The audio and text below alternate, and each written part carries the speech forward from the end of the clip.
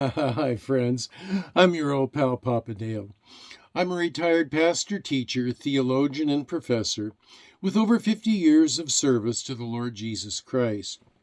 My name is Dale Warren. Professionally, I'm known in my writing, teaching, and lectures as D.A. Warren. But my friends just call me Papa Dale, so please, just call me Papa Dale. You can see the details of my personal testimony, family life, education, and ministry experience on other videos on this playlist. But for right now, let's just get into today's topic, today's topic is First Chronicles. We're continuing the history of the nation of Israel. And this is the JHI, the Jan Hus Institute Bachelor of Arts in Biblical Literature degree lecture on 1 Chronicles. So, let's get right into it. Today we will delve into this significant Old Testament book, exploring its historical context, main themes, and implications for our Christian lives today. 1 Chronicles, while often overshadowed by its parallel book 2 Chronicles, holds unique insights and a rich narrative that speaks to God's covenant faithfulness and the importance of proper worship and leadership. So, let's embark on this journey together and uncover what 1 Chronicles has to offer us. 1 Chronicles is set in a period after the Babylonian exile around the 5th century BC, when the Jewish community was beginning to rebuild and restore their national and religious life in the land of Israel. The historical backdrop is crucial for understanding the book's focus on the Davidic dynasty and the importance of proper worship in the rebuilt temple. The primary location referenced in 1 Chronicles is Jerusalem. This city is central to the narrative, reflecting its significance as the city chosen by God for his dwelling place, especially with the construction of the temple by Solomon, which is a key focus in the Chronicles. Now, 1 Chronicles was written to provide a theological reflection on Israel's history, with a particular emphasis on the Davidic line and the temple worship. The author aims to encourage the post-exilic community by affirming the legitimacy and importance of David's line and the centrality of temple worship. This historical reflection serves to remind the people of their covenantal relationship with God and their responsibilities in worship and obedience. Well, let's look at the storyline for this book. The storyline of 1 Chronicles begins with genealogies that trace the lineage from Adam to the Israelites returning from exile. It focuses heavily on King David's reign, including his preparations for the temple and his establishment of worship practices. The book details David's military successes, his organization of the Levites and priests, and his plans for the temple, which Solomon would later complete. One of the significant parts of the book is David's census of Israel, which leads to a divine punishment, but also to the purchase of the threshing floor of Araunah, which becomes the site of the temple. The narrative concludes with David's final words to Solomon, emphasizing the importance of following God's commands. In 1 Chronicles, chapters 28 and 29, David's final charge to Solomon is both a solemn and hopeful farewell. David emphasizes the importance of keeping God's commandments, decrees, and laws, as outlined in the Law of Moses. He stresses that Solomon's success as king will depend on his faithfulness to God's instructions, 1 Chronicles 28, 7 through 8. David recounts his own preparations for the temple and urges Solomon to complete the construction of the temple in Jerusalem, which David had planned but was not allowed to build himself. he provides Solomon with detailed plans and materials for the temple, highlighting its significance as the place where God will dwell. See 1 Chronicles 28:11 through 19. Then David exhorts Solomon to be strong, courageous, and diligent in his leadership. He encourages him to act with integrity and to lead the people in their devotion to Yahweh. 1 Chronicles 28:20. David leads by example in his generous offering for the temple's construction and encourages the people to contribute willingly to the project. His act of generosity serves as a model for the nation. 1 Chronicles 29, verses 1 through 9. David's charge to Solomon reflects his deep concern for the spiritual and administrative health of the nation and underscores the importance of following Yahweh's will for Israel's future. Now, there are a couple of important dramatic events in 1 Chronicles, and so one of them is David's decision to conduct a census of Israel, as detailed in 1 Chronicles 21. This leads to a divine judgment in the form of a plague that claims thousands of lives. This event underscores the consequences of disobedience and the significance of trusting in God's providence. See, God didn't tell David to take this census. David just did it on his own out of pride. And so then we have a very dramatic event, which was the establishment of temple worship. David's detailed preparations for the temple, including the organization of the Levites and priests, are pivotal. The instructions for temple worship and the establishment of order among the priests and Levites, 1 Chronicles chapters 23 through 27, set the stage for the temple's role in Israelite life and worship.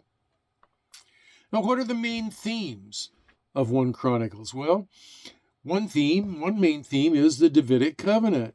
It's a central theme in Chronicles, and it highlights God's promise to David that his descendants would rule Israel. The book reaffirms the importance of David's lineage in the fulfillment of God's promise. And theme number 2 is the centrality of worship. The emphasis on proper worship and the organization of temple services reflects the book's focus on the temple as the focal point of Israel's religious life. The structure and duties of the Levitical priests and musicians illustrate the significance of worship in maintaining a covenant relationship with God. And then we have the main theme, number 3, which is the importance of obedience. 1 Chronicles underscores the necessity of following Yahweh's commands.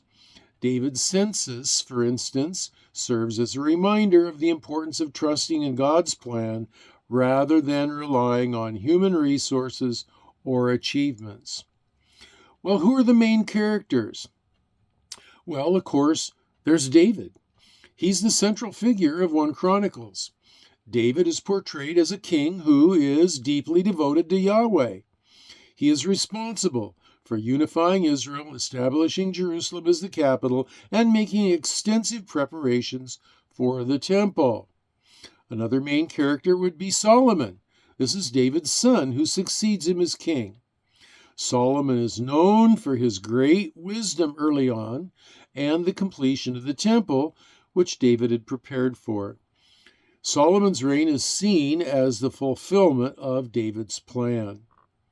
And then you have, as a main character, Joab, David's military commander who plays a significant role in the military success recorded in Chronicles. His complex relationship with David includes both loyalty and conflict. And then you have some other characters that are main characters, Asaph, Heman, and Ethan. These are prominent Levitical musicians appointed by David to lead worship in the temple. Their roles emphasize the importance of worship and music in Israel's religious practices. Well, are there any types of Christ? In 1 Chronicles, yes, David as the anointed king represents a type of Christ as the anointed king, whose reign prefigures the coming of Jesus, the ultimate king.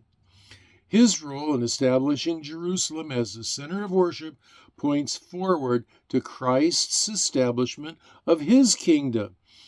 And his headquarters is going to be Jerusalem too. And so then the temple has a certain typological element to it.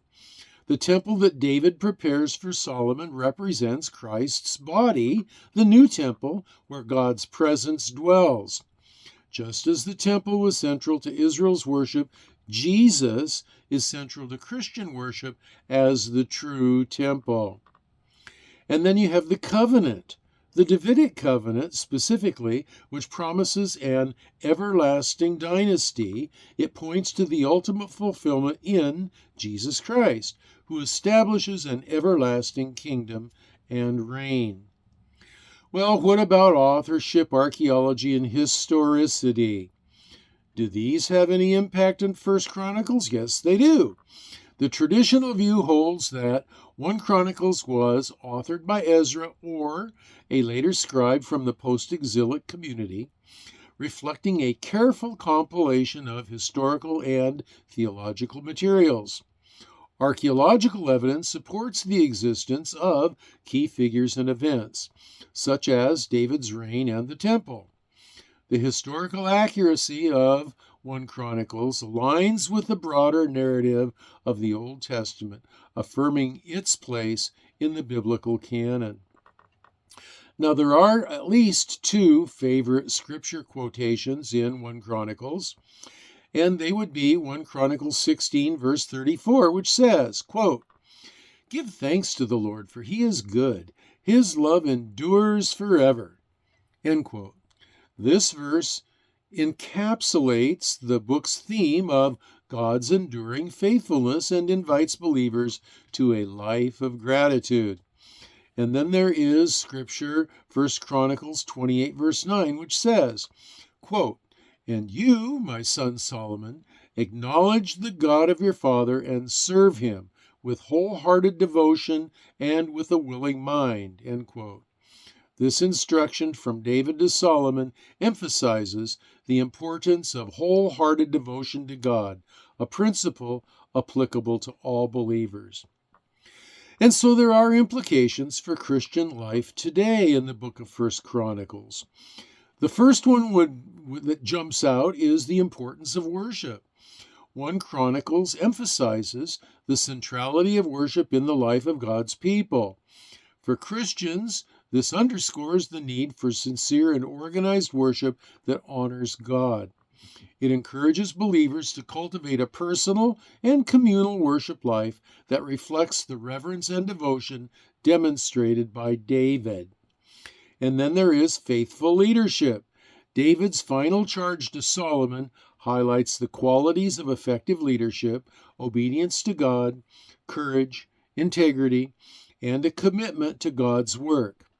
These principles are relevant for Christian leaders today, whether in church, family, or community settings.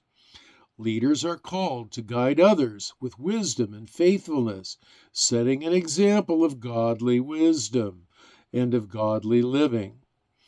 And another implication of 1 Chronicles on the life of Christians today is point number 3, generosity and stewardship. David's own generosity in providing for the temple and his call for the people to give willingly teach about the importance of generosity and stewardship. Christians are encouraged to contribute their time, talents, and resources to support the work of the church and to advance God's kingdom. And then, of course, God's faithfulness and covenant is point number 4. The book reaffirms the significance of the Davidic covenant and the promise of God's enduring faithfulness. For Christians, this points to the fulfillment of God's promises in Jesus Christ, reinforcing trust in God's faithfulness and the certainty of his promises for the future. And then implications for Christian living today. Point number 5, personal and communal commitment. David's emphasis on the law and the temple's importance illustrate the value of remaining committed to God's commands and communal life. Christians are reminded to stay true to biblical teachings and to support the communal aspects of faith, such as church involvement and mutual support. And so 1 Chronicles encourages Christians to prioritize worship, embody faithful leadership, practice generosity, trust in God's promises, and maintain a strong commitment to biblical principles and community life. And so in conclusion, 1 Chronicles provides a rich tapestry of Israel's history, focusing on the Davidic line and the establishment of temple worship. It highlights God's faithfulness to his promises and the importance of proper worship and obedience. Through its genealogies, narratives, and themes, 1 Chronicles offers valuable lessons for understanding Yahweh's covenant and the central role of Christ in fulfilling those promises. And now this has been your old pal Papa Dale in the year 2024. I've been your host for this lecture on 1 Chronicles. I will remind you that if you're pursuing the BA, the Bachelor of Arts in Biblical Literature degree, that it is a requirement to read the words of the lecture notes and of this main lecture and also of the lecture that follows it, which is the analytical lecture, the biblical literature analysis of 1 Chronicles. And also, each time there is a biblical citation, you are required to look that up. So, as you read these notes, you need to have a Bible close at hand.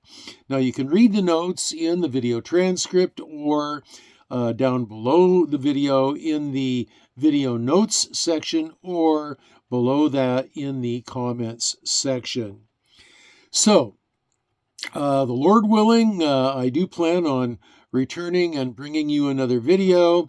Until then, this is your old pal Papa Dale signing off and saying, I will be praying for you, that you will be blessed and that you will be well and that you will be blessed. And so, wow, that's a double blessing.